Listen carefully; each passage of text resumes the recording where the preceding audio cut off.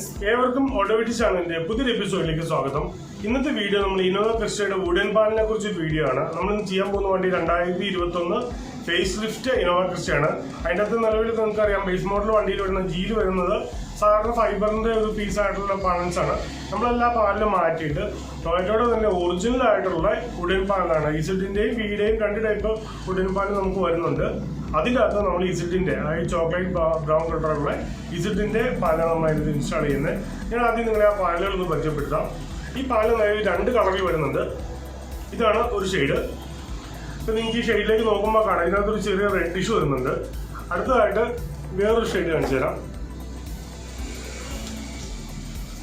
ഇതാണ് വേറെ ഷെയ്ഡ്. ഇതൊരു ചോക്ലേറ്റ് ബ്രൗൺ കളറാണ്. ഇത് രണ്ടും നിങ്ങൾക്ക് നോക്കുമ്പോൾ അറിയാം ഇത് ഷെയ്ഡുകൾ നമ്മൾ വ്യത്യാസം. ഇത് ഒരെണ്ണം കണ്ടോ, ഇതിനകത്ത് ഒരെണ്ണം വരുമ്പോൾ ഒരു ചോക്ലേറ്റ് ബ്രൗണും മറ്റേത് റെഡിഷുമാണ്. ഇതാണ് രണ്ട് കളർ തമ്മിലുള്ള വ്യത്യാസം.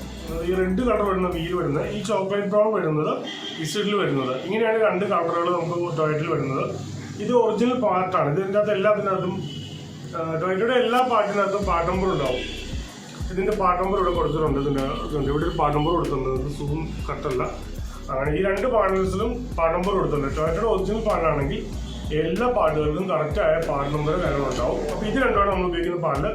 ഇതിനകത്ത് നമ്മൾ ഇന്ന് ഇൻസ്റ്റാൾ ചെയ്യാൻ പോകുന്ന ഈ പാനലാണ്. ഇത് വീഡിയാണ്, ഇത് ഇസഡിൻ്റെ ആണ്. പിന്നെ കസ്റ്റമർ റിക്വയർമെൻറ്റുള്ള ഇസഡിൻ്റെ പാനലാണ്. ഈ പാനലാണ് നമ്മൾ അതിനകത്ത് ഇൻസ്റ്റാൾ ചെയ്യാൻ പോകുന്നത്.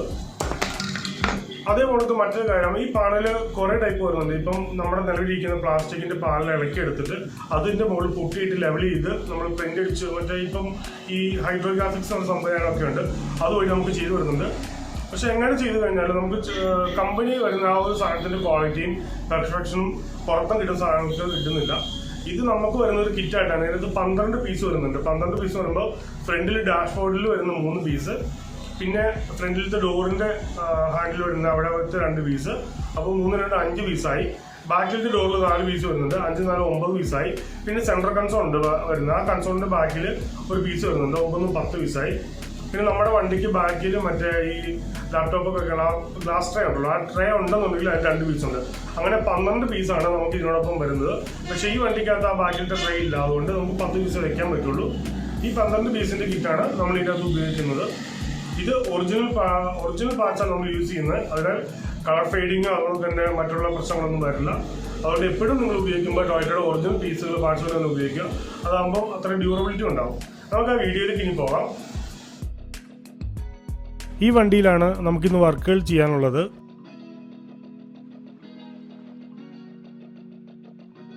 ഈ കാറിനകത്ത് കമ്പനി നൽകിയിരിക്കുന്നത് വെറും പ്ലാസ്റ്റിക്കിൻ്റെ ഡിസൈനിങ്ങോട് കൂടിയ ഒരു പാനൽ മാത്രമാണ്.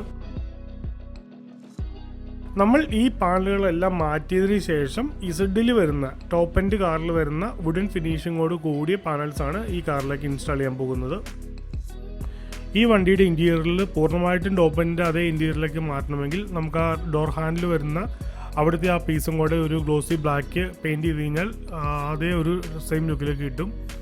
അതേ കണക്ക് തന്നെ ബാക്കിലെ ഡോർ ഹാൻഡിലിൻ്റെ അവിടുത്തെ ആ പീസ് ഗോൾഡൻ കളറിലേക്കും കൂടെ മാറ്റേണ്ടതുണ്ട്.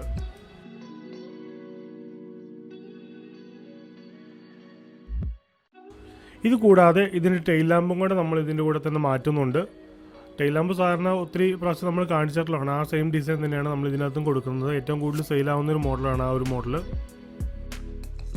ഇനി നമ്മൾ ഇതിനകത്ത് ചെയ്യാൻ ഉദ്ദേശിക്കുന്ന പാർട്സുകൾ നിങ്ങളിന്ന് കാണിച്ചു തരാം.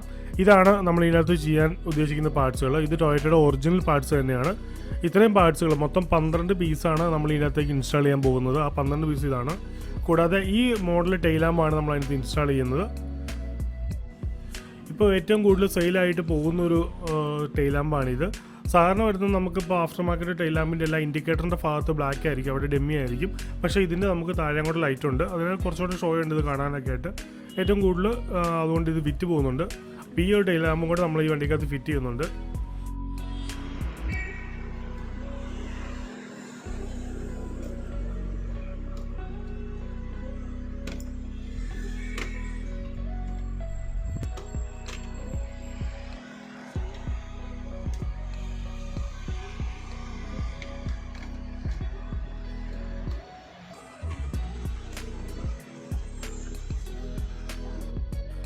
നമ്മൾ ഇതിനകത്ത് യൂസ് ചെയ്യുന്ന എല്ലാ പാർട്സുകളും റീപ്ലേസ്മെൻറ്റ് പാർട്സാണ്.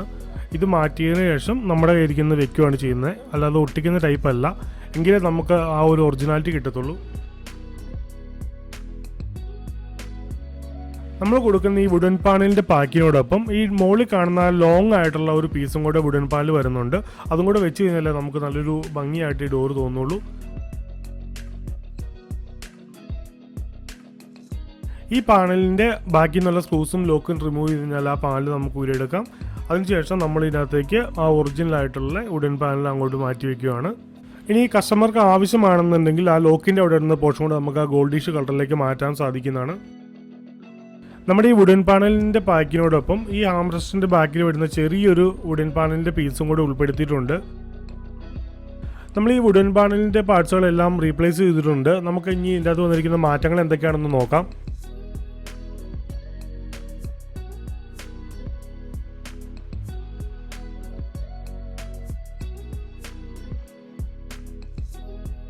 ഇപ്പോഴും ഈ ഡാഷ്ബോർഡിൽ ഒരു കുറവ് തോന്നിക്കുന്നുണ്ട്. അതെന്താണെന്ന് വെച്ചാൽ അവിടെ ഒരു ഗോൾഡൻ ലൈനിങ്ങോട് കൂടിയൊരു പാനൽ വരുന്നുണ്ട്. അത് നമ്മൾ ഓർഡർ ചെയ്തിട്ടുള്ളൂ. അത് അടുത്ത ദിവസം അപ്ഡേറ്റ് ചെയ്യുന്നതായിരിക്കും.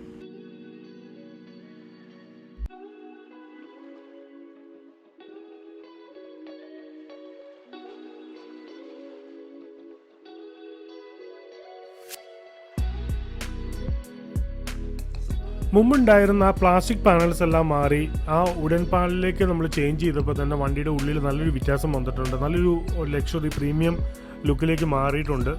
ഈ ഡോറിൻ്റെ ആ ലോക്കിൻ്റെ അവിടെ വരുന്ന ആ ഒരു പീസും കൊണ്ട് നമുക്ക് ഗോൾഡൻ കളറിലേക്ക് മാറ്റാം. പക്ഷേ അതിനൊരു കാര്യം എന്ന് വെച്ചാൽ നമുക്ക് 2 ദിവസം വണ്ടി ഇവിടെ തരേണ്ടി വരും. കാരണം അത് അഴിച്ചെടുത്ത് പെയിൻറ്റിങ് ചെയ്യണം. പെയിൻറ്റ് അടിച്ച് ഉണങ്ങാനായിട്ട് 1 ദിവസം എടുക്കുമല്ലോ. അപ്പം 2 ദിവസം നമുക്ക് അതിനുവേണ്ടി ഡിലേ വരും. ഇനിയിപ്പോൾ ഈ ഡാഷ്ബോർഡിൻ്റെ ആ സിൽവർ ലൈനിങ് കൂടെ നമ്മൾ ആഡ് ചെയ്യുമ്പോഴത്തേക്കും വണ്ടിയുടെ ഇൻറ്റീരിയറിൻ്റെ ലുക്ക് മൊത്തത്തിൽ മാറും. നിങ്ങൾക്ക് കാണാം ആ ഒറിജിനൽ പാനലിൻ്റെ ആ ഒരു ക്വാളിറ്റിയും ആ ഒരു വ്യത്യാസം നിങ്ങൾക്ക് ഇതിനകത്ത് മനസ്സിലാക്കാൻ സാധിക്കും. ഏറ്റവും പുതിയ ഫേസ് ലിഫ്റ്റ് ക്രിസ്റ്റയുടെ വയറിങ്ങിലൊക്കെ മൊത്തത്തിൽ മാറ്റങ്ങൾ വന്നിട്ടുണ്ട്. അതിനാൽ നമുക്ക് ഇതിൻ്റെ AC പാർട്ട് റെഡി ആയിട്ടില്ല, കുറച്ചും കൂടെ സമയമെടുക്കും. അതൊഴികെ ബാക്കി എല്ലാ സംഭവങ്ങളും ഇപ്പോൾ interior lighting, speedometer, push button start, മറ്റുള്ള എല്ലാ സംഭവവും നമുക്ക് ഈ ജി കാറിനെ ഇസിഡിൻ്റെ അതേ രീതിയിലേക്ക് അപ്ഗ്രേഡ് ചെയ്യാൻ സാധിക്കുന്നതാണ്.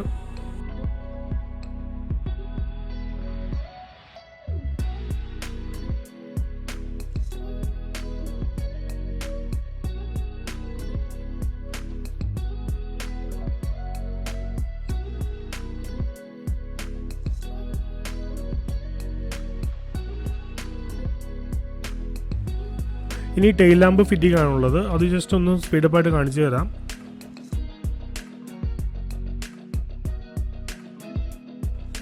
ഈ വരുന്നതാണ് ടെയിൽ ലാമ്പിൻ്റെ വയറിംഗ് കിറ്റ്. ഇത് വെറുതെ ഓപ്പൺ വയറിംഗ് ആണ്. നമ്മളതൊരു സേഫ്റ്റിക്ക് വേണ്ടിയിട്ട് ഫുള്ളായിട്ട് ഇൻസുലേഷൻ കവർ ചെയ്ത് ഫുള്ള് ടൈ അടിച്ച് നീറ്റായിട്ടാണ് ചെയ്തു പോകുന്നത് എല്ലാ വണ്ടിയിലും.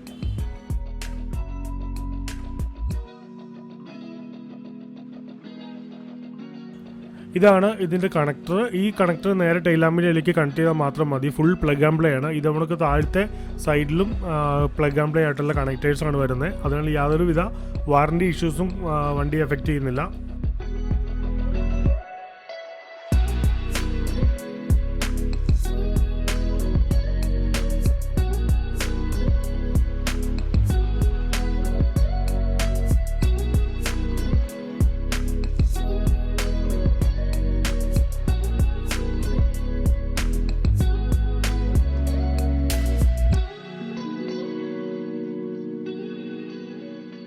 ലെഫ്റ്റും റൈറ്റും ഡെക്കിയിൽ ഇതേപോലത്തുള്ള ഒരേ കണക്ടേഴ്സ് മാത്രമാണ് വരുന്നത്. വേറെ ലൂപ്പിങ്ങോ കട്ടിങ്ങൊന്നും വരുന്നില്ല.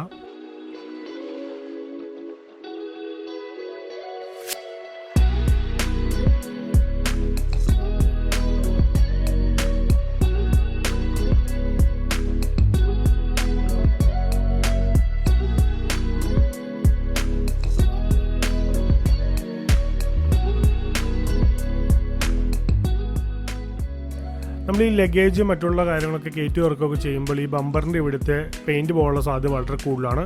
അതിനാൽ നമ്മുടെ ഇവിടെ ഒരു ഗാർഡ് ഒട്ടിച്ചിട്ടുണ്ട്.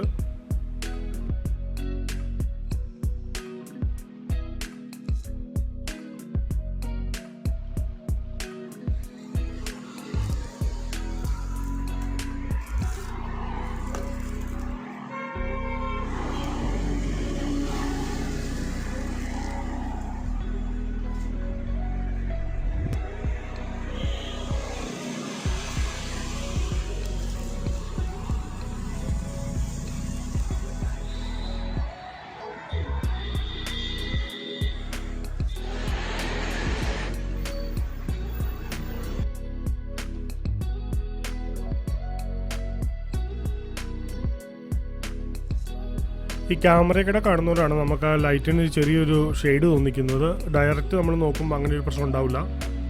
നമുക്ക് ഈ ലൈറ്റിൻ്റെ സെൻറ്റർ പീസ് അഡീഷണൽ ആയിട്ട് വെക്കാൻ സാധിക്കുന്നതാണ്. അത് സ്മോക്ക് കളറിലും റെഡ് കളറിലും വരുന്നുണ്ട്.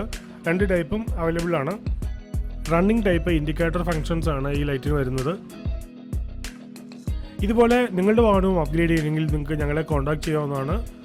നമ്മുടെ ഷോപ്പ് വരുന്നത് Kochi Kalamassery metro pillar number 196 അടുത്തായിട്ടാണ്. നിങ്ങൾ വരുന്നതിന് മുമ്പ് തീർച്ചയായും ഞങ്ങളെ കോൺടാക്ട് ചെയ്തതിന് ശേഷം മാത്രം വരിക. നിങ്ങൾക്ക് ഈ വീഡിയോ ഇഷ്ടപ്പെട്ടുവെങ്കിൽ നിങ്ങൾ ലൈക്ക് ചെയ്യണം. തുടർന്നുള്ള വീഡിയോകൾക്കായി നിങ്ങൾ ഈ ചാനൽ സബ്സ്ക്രൈബ് ചെയ്യാൻ മറക്കരുത്.